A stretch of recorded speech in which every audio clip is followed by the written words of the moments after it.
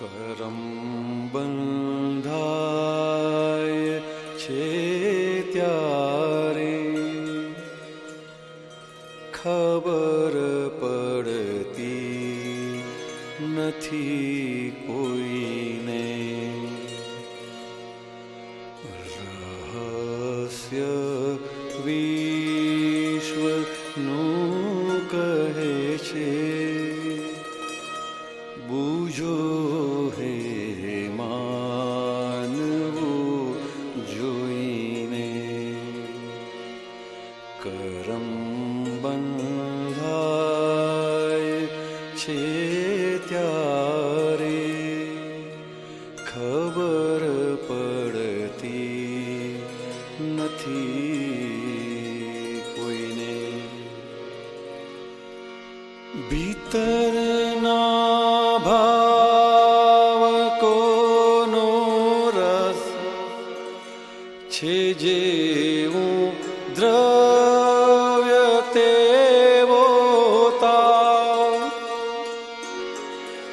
ન ફરશે દ્રવ્ય કર્મ સ્વભાવ ચડુતર થાય પૂદગલતાવ.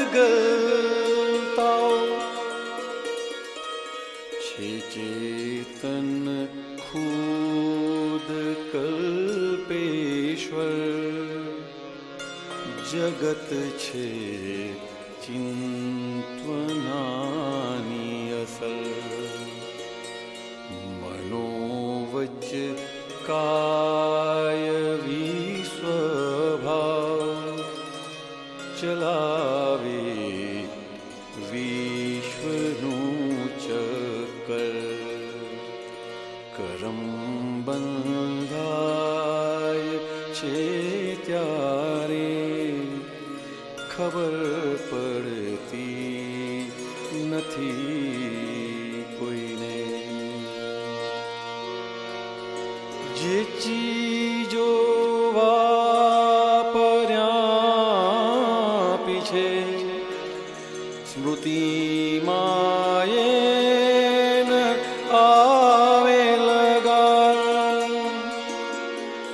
તે કર્મો થઈ ગયા ડિસ્ચાર્જ વધુ યાદી છે ત્યાં સંસાર. પ્રથમ સ્પંદન ઉઠે મનમાં ભળે છે બુદ્ધિ સંગયહમ.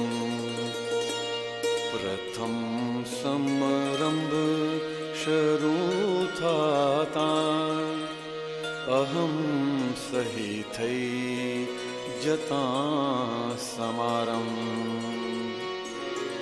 આરંભ ચિત્ત ઘૂંટી લે મસાલો પરમાણુ ચાર્જર.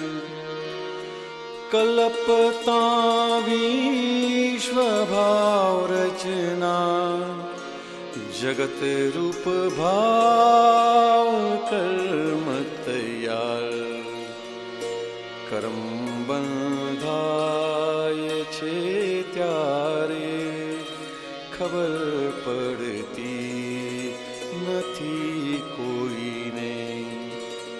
ભૂખાગ્નિ લાગી હોલવવી નથી તેમાં કોઈ ગુનો.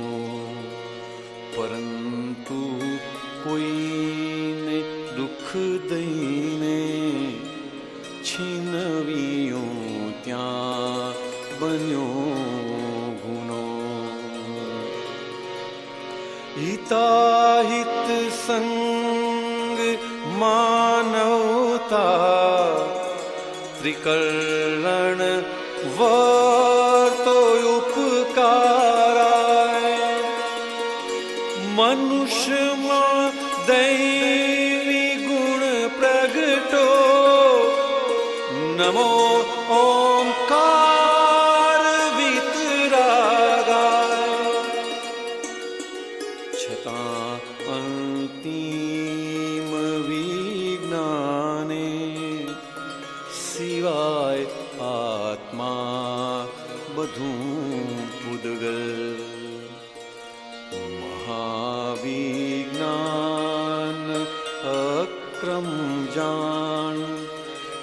वशा वितरागे आत्मनिर्भर करम બંધાય છે ત્યારે ખબર પડતી નથી કોઈને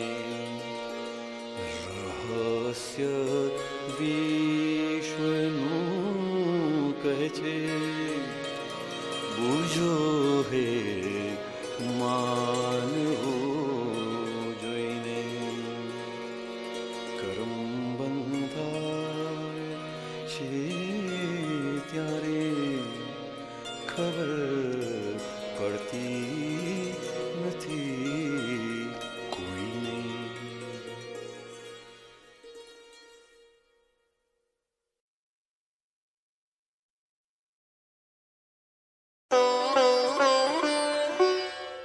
चैप्टर 57 रोग, बीमारियां, हार्ट फेल होने का कारण क्या है?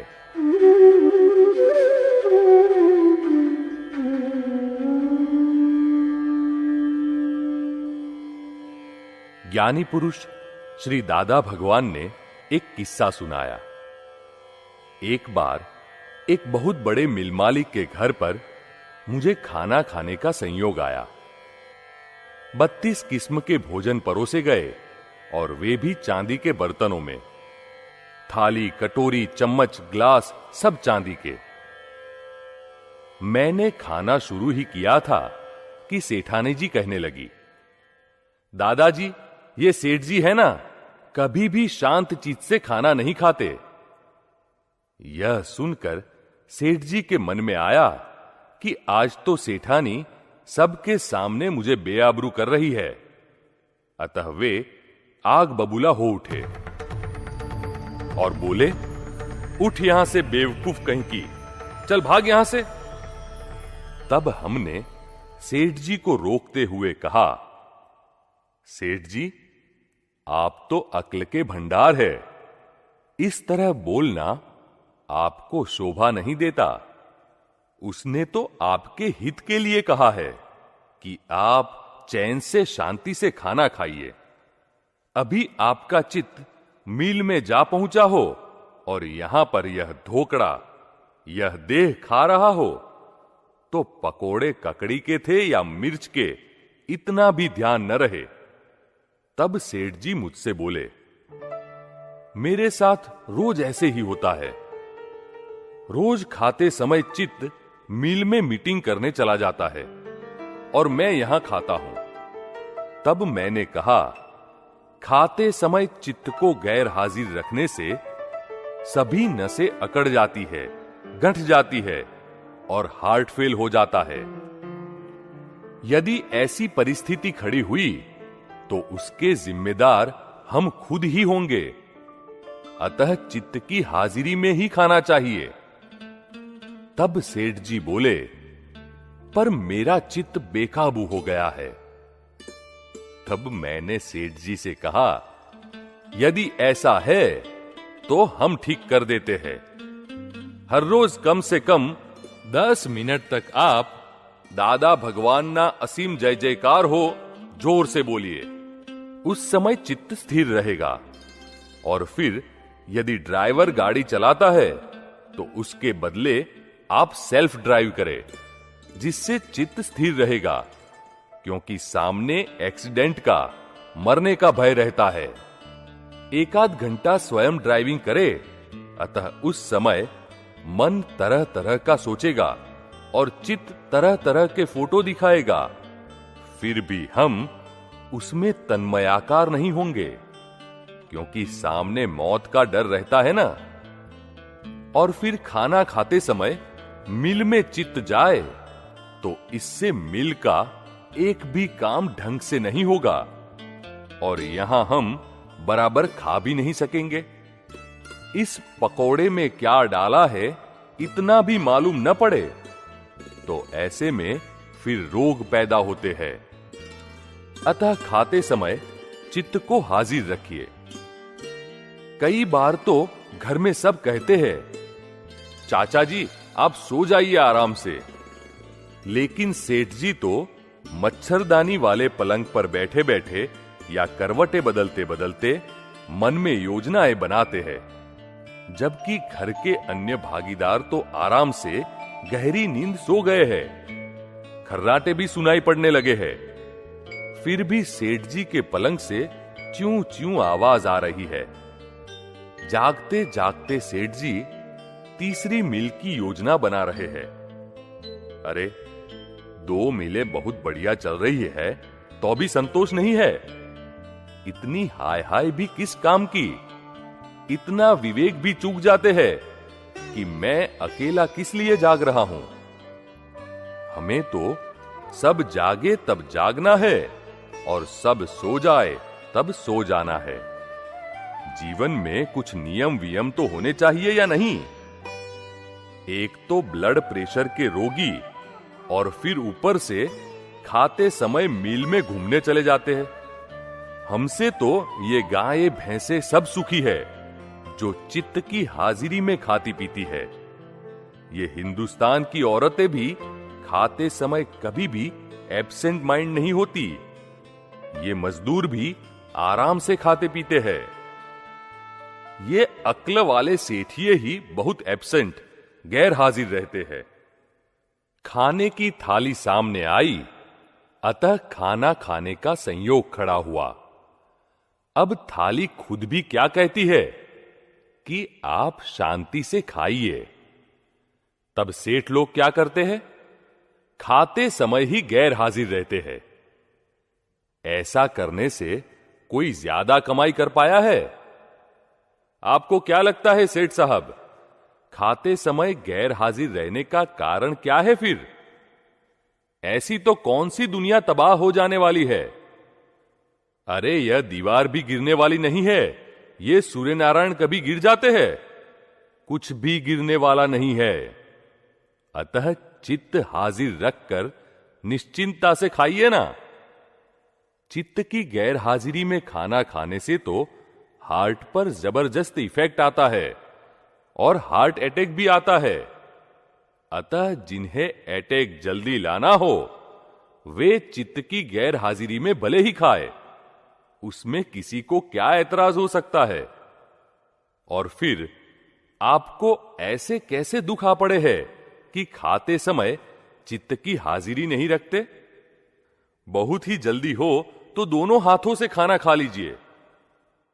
इन वकीलों को तो रोज ऐसा ही होता है। खाते समय कोर्ट में पहुंचकर जज के साथ दलीलें करते हैं। तब हम उन्हें समझाते हैं कि आराम से खाना खाइए, और यहां से सही समझ पाने के बाद तो वकील भी शांति से खाते हैं। तब उनको अनुभव होता है कि कुछ भी बिगड़ता नहीं। कई वकील मुझे कहने आते हैं, आज तो दादाजी मैं 11 बजे के बजाय 11:15 बजे कोर्ट में पहुंचा। एक बार तो मुझे ऐसा लगा कि आज मैं लेट हो गया, लेकिन आपने चित्त को हाजिर रखकर खाना खाने को कहा था, अतः मैंने चित्त को हाजिर रखकर खाना खाया। फिर व्यवस्थित को देखा, संयोगों को देखा, तो जज साहब ही 11:30 बजे आए और मेरा केस ही पहले चलने वाला था। तब मैंने कहा, ऐसा ही होता है, इसलिए क्यों भड़क उठते हैं आप? यह जगत भड़कने डरने जैसा नहीं है। जज की, आपकी, आरोपी की और फरियादी की, सबकी मालिकी का यह जगत है। किसी एक की मालिकी का यह जगत नहीं है और सभी के एडजस्टमेंट लिए जाते हैं। यह कोई गप नहीं है, वैज्ञानिक तथ्य है। अतः इस चित्त को किसी भी क्रिया में गैर हाजिर नहीं रखना चाहिए। खाना खाते समय ही नहीं, शौच जाते समय भी चित्त को गैर हाजिर नहीं रखना चाहिए, वरना बंधकोष, कब्ज की बीमारी हो जाएगी। कितने ही वकील ऐसे हैं जो संडास में, पाखाना में दर्पण, रेजर, ब्लेड रखते हैं। अब पूछे, साहब इनका अंदर क्या काम है? तब कहते हैं, मेरे पास समय नहीं है, अतः एक समय में 2 काम हो जाते हैं ना। अरे घनचक्कर, बेमौत मरने के तरीके हैं ये सब। यहां इंसान को ही हार्ट फेल होता है। स्कूल में तो फेल नहीं होते थे, तो यहां कैसे फेल हो जाते हैं? इन कुत्तों को खाते समय मूड में आकर दुम हिलाते हुए देखा है? नहीं ना। सभी जानवरों के चित्त खाते समय खाने में ही होते हैं, और इन सेठियों के, वकीलों और डॉक्टरों के चित्त खाते समय गैर हाजिर होते हैं। इसी से ही तो हार्ट फेल और ब्लड प्रेशर होते हैं। खाते समय एक चित्त नहीं रहता, अर्थात 2 चित्त से खाते हैं। फलस्वरूप अंदर की सब नसें अकड़ जाती है, टाइट हो जाती है। डॉक्टरों का चित्त यदि ऑपरेशन करते समय कहीं और भटके तो मरीज की क्या दशा होगी? इसी तरह खाने के दौरान भी अंदर बहुत सारे ऑपरेशंस होते हैं, अतः खाते समय चित्त को हाजिर, प्रेजेंट रखकर खाइए। खाना खाते समय चित्त की हाजिरी, प्रेजेंस लेनी चाहिए कि हाजिर है कि नहीं। ऐसा भी समय आएगा कि जब डॉक्टरों का चित्त कहीं का कहीं भटकेगा, लेकिन ऑपरेशन के समय हाजिर रहता है, तो इतना भी काफी है। यदि चित्त की गैर हाजिरी में ऑपरेशन करे तो मरीज के मर जाने और जला देने के बाद उसके अंदर से कैंची निकले। इसीलिए तो डर के मारे डॉक्टर ऑपरेशन के समय चित्त हाजिर रखते हैं। सभी क्रियाओं में चित्त हाजिर न भी रहे, लेकिन खाते समय चित्त को अवश्य हाजिर रखे। मगर आज तो पैसे के पीछे अंधी दौड़ लगी हुई है, उससे तो कुत्ते की मौत मरेंगे। कषायों में क्रोध, मान, माया, लोभ, राग, द्वेष में मरेंगे। एक सेठ जी बोले, एक बार तो हार्ट अटैक आ गया है। अरे भाई, 1 घंट तो बज गया है, फिर दूसरा और तीसरा घंट बजने पर तो गाड़ी रवाना हो जाएगी, मौत आ जाएगी। हार्ट अटैक क्या है? भयंकर कुचारित्र का फल है, अतः संभल जाइए। ज्ञानी के पास जाकर आपके बुरे कर्मों की अकेले में माफी मांगेंगे, तब ही आप छूट सकेंगे। इस तरह चित्त की गैर हाजिरी में खाना न खाए और चित्त की हाजिरी में ही खाना खाए, ऐसा प्रोपेगेंडा प्रचार होगा, तब से रोग, बीमारियां कम होने लगेंगे।